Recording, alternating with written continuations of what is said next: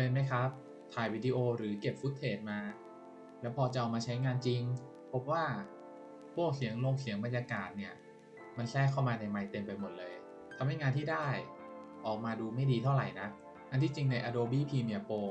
เขามีเครื่องมือในการช่วยตัดเสียงรบกวนเหล่านี้ออกทำยังไงทางไทยแวร์มีเคล็ดลับมาบอกครับ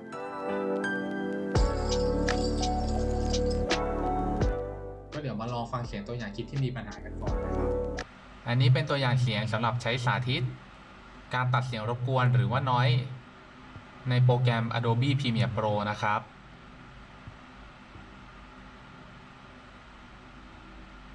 ก็จะเห็นได้นะครับว่ามันมีเสียงลมแทรกเข้ามาเยอะมากสำหรับการตัดเสียงรบกวนก็ไม่มีอะไรครับให้เราลากคุมทั้งหมดแบบนี้นะจากนั้นก็คลิกไปที่เมนู Essential Sound เลือก Dialog นะครับ Preset เลือก Clean Up Noisy Dialog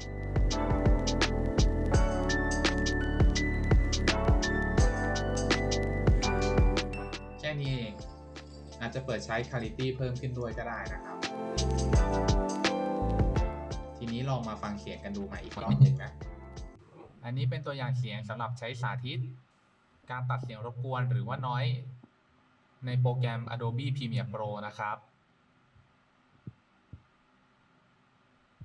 เห็นไหมครับเสียงพูดชัดเจนขึ้นและเสียงลงเบาลงอย่างชัดเจนเลย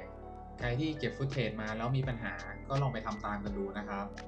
ชอบคลิปแบบนี้อย่าลืมกดไลค์กด Subscribe ช่องไทยแวร์ไว้ด้วยนะไปละสวัสดีครับ